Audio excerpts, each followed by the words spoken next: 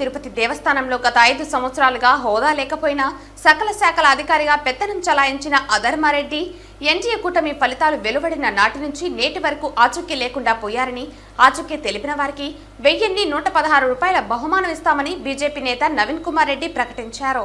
తిరుమల శ్రీవారి ప్రసాదంపై ప్రపంచవ్యాప్తంగా ఉన్న భక్తులు ఆందోళన చెందుతున్నారని, మీడియాలో, సోషల్ మీడియాలో బహిరంగంగా నిరసన కార్యక్రమాలు జరుగుతున్నాయని, గతంలో టీటీడీలో ఈవేలుగా మాజీ రాష్ట్ర చీఫ్ సెక్రటరీలుగా పనిచేసిన అధికారులు, గత పాలక మండలి చైర్మన్లు, వారిని నియమించిన ముఖ్యమంత్రి సైతం మీడియా ముందు ప్రత్యక్షమై వివరణ ఇస్తున్నారని, వీటన్నిటికీ మూల కారకులైన పదవి విరమణ చేసిన టీటీడీ మాజీ అధికారులు జవహర్ రెడ్డి, ధర్మారెడ్డిలు మాత్రం తేలుకుట్టిన దొంగల్లా ఎక్కడ దాక్కుని ఉన్నారని భక్తులు ప్రశ్నిస్తున్నారని అన్నారు.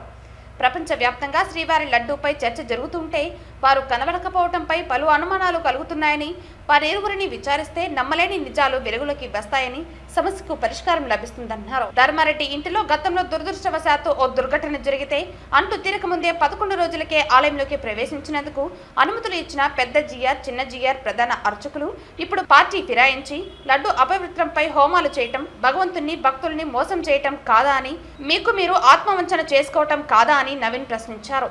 తిరుమలలో అనేక సంవత్సరాలుగా వైకుంఠ ఏకాదశి, ద్వాదశి నాడు మాత్రమే ఆలయంలోని వైకుంఠ ద్వారాలు తెరుస్తారని, భక్తులుగా గత పాలకులను మేము ప్రశ్నిస్తే ఆనాడు ప్రధాన అర్చకులతో సహా ఆగమ సలహా మండలి మఠాధిపతులు, పీఠాధిపతులు ఆచారాలను తుంగలో తొక్కి నాటి అధికార పార్టీ నాయకులకు వంతపాడుతూ 10 రోజులు వైకుంఠ ద్వారాలు తెరిచినప్పుడు ఆగమ శాస్త్రం ఆచారాలు ఏమైందని నవీన్ ఆవేదనతో ప్రశ్నించారు.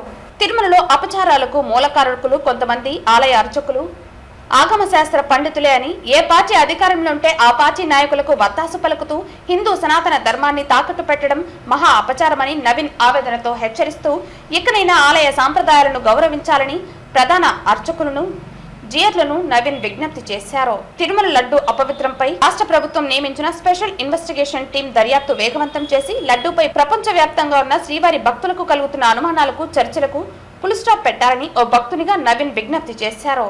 తిరుమల శ్రీవారి ఆలయ సాంప్రదాయాలను గౌరవించాలని మాజీ ముఖ్యమంత్రి జగన్మోహన్ రెడ్డి గారిని హెచ్చరిస్తున్నాను. అయ్యా జగన్మోహన్ రెడ్డి గారు, మీరు తిరుమల శ్రీవారి దర్శనానికి వచ్చినప్పుడు డిక్లరేషన్లో సంతకం పెడితే మీరు హిందువులుగా మారిపోరు అన్న విషయాన్ని గమనించండి. గత 5 సంవత్సరాలుగా తిరుమలలో సకల శాఖల అధికారిగా పనిచేసినటువంటి ధర్మారెడ్డి గారు ఎక్కడున్నారో, ఏమైపోయారో, అసలు ఈ అపవిత్రమైనటువంటి ముడి సరుకుల కొనుగోళ్లలో కీలక పాత్ర, భూమిక పోషించినటువంటి జవహర్ రెడ్డి, అప్పటి ఈవో గారు, అడిషనల్ ఈవో ధర్మారెడ్డి గారు వెంటనే ఎక్కడున్నా బయటికి వచ్చి భక్తులకు సమాధానం చెప్పాలని, వాళ్ళ ఆచూకీ తెలిపిన వారికి 1,116 బహుమతిగా ఇస్తానని చెప్పని నేను ఒక భక్తుడిగా అందరికీ విజ్ఞప్తి చేస్తున్నాను.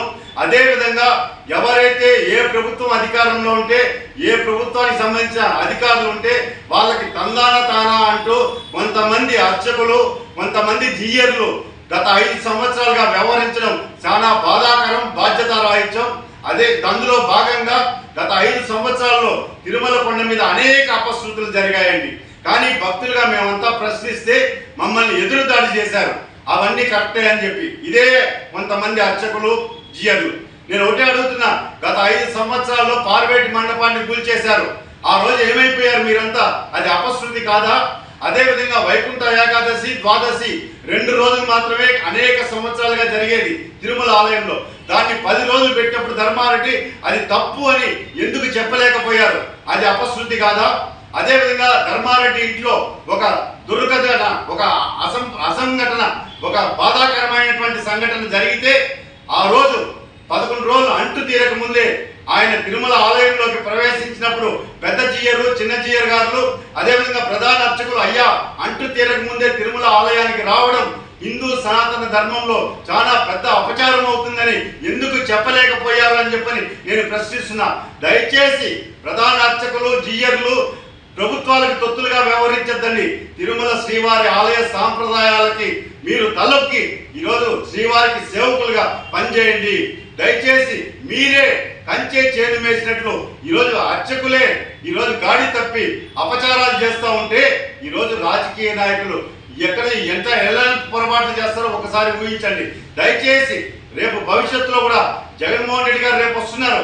నేను అనుకుంటున్నా ఆ భగవంతుడు వెంకటేశ్వర స్వామి సద్బుద్ధిని ప్రసాదించి జగన్మోహన్ రెడ్డి డిక్లరేషన్ చేసి తిరుమల శ్రీవారి శ్రీవారిని దర్శించుకుంటారని, అలా మంచి బుద్ధిని ప్రసాదించాలని చెప్పని వెంకటేశ్వర స్వామిని కోరుకుంటున్నాను.